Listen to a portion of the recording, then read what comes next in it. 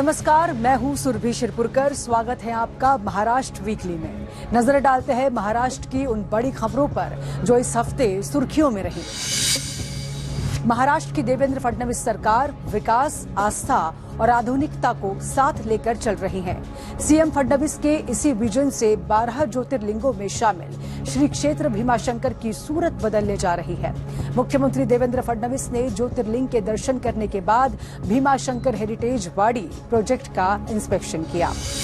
Bhimashankar heritage वाड़ी project के तहत 10.5 एकड़ में नया गांव बसाया जा रहा है, जहां 150 घरों का कायाकल्प होगा।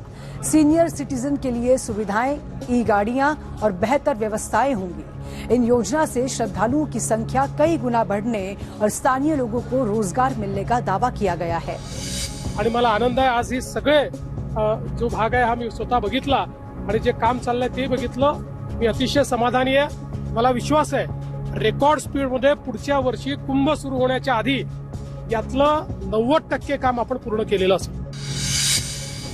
महाराष्ट्र सीएम देवेंद्र फडणवीस शहर की तरह ही ग्रामीण इलाकों के विकास पर भी जोर दे रहे हैं।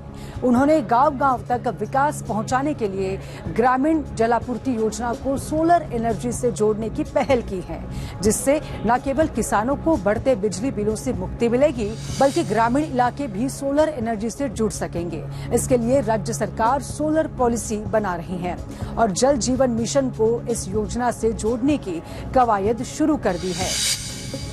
फडणवीस सरकार महाराष्ट्र की महिला किसानों को उनकी असली पहचान दिलाने जा रही है। इस मॉनसून सत्र में सीएम देवेंद्र फडणवीस विधानसभा में महाराष्ट्र महिला किसान सशक्तिकरण बिल 2026 पेश करेगी, जिससे जमीन के मालिकाना हक के अभाव में सरकारी योजनाएं और लोन से वंचित लाखों महिलाओं को लाभ मिलेगा और इससे उन्हें लोन, बीज, खाद और बीमा आसानी से मिलेगा।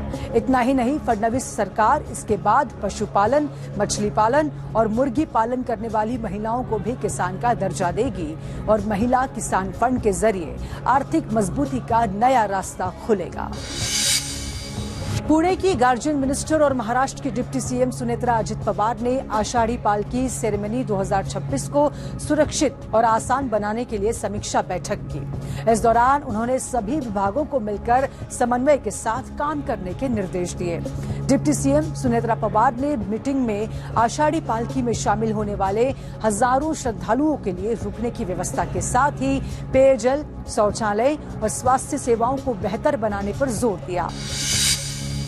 महाराष्ट्र में अब हर व्यक्ति का घर बनाने का सपना साकार होगा। सीएम देवेंद्र फडणवीस ने हर परिवार का घर का सपना पूरा करने के लिए बड़ी पहल की है, जिसके बाद अब राज्य में हाई स्टोरी बिल्डिंग और झोपड़पट्टी या फिर चौल जैसी अलग अलग प्रॉपर्टी के लिए एक ही जैसा रेट नहीं लगेगा, बल्कि सुविधाओं के आधार पर अलग अलग रेट तय किए जाएंगे। मुख्यमंत्री फडणवीस के निर्देश पर पूरे राज्य में 3 चरणों में सर्वे होगा और मुंबई में माइक्रो जोनिंग का काम शुरू हो चुका है।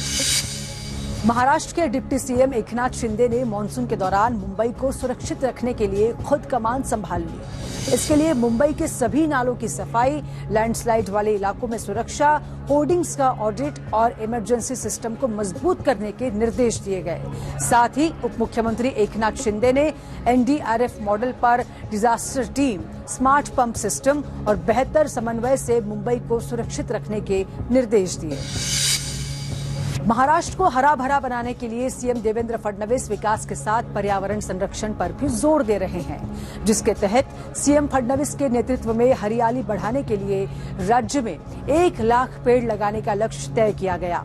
इस अभियान के तहत 1 जुलाई से 7 जुलाई के बीच अलग अलग इलाकों में वृक्षारोपण किए जाएंगे। महाराष्ट्र के ग्रामीण इलाकों के विकास और किसानों की प्रमुख समस्याओं को खत्म करने के लिए देवेंद्र फडणवीस सरकार ने एक और बड़ी पहल की है। पशुधन को लंपी रोग से बचाने के लिए गोट पॉक्स वैक्सीनेशन को युद्ध स्तर पर चलाने के निर्देश दिए गए हैं, जिसके लिए राज्य में लाखों वैक्सीन डोज की सप्लाई शुरू कर दी गई है। महाराष्ट्र वीकली में इस सप्ताह इतना ही। राज्य की संस्कृति और विकास से जुड़ी महत्वपूर्ण खबरें हम आप तक लगातार पहुंचाते रहेंगे। अगले हफ्ते देखना ना भूलिएगा महाराष्ट्र वीकली।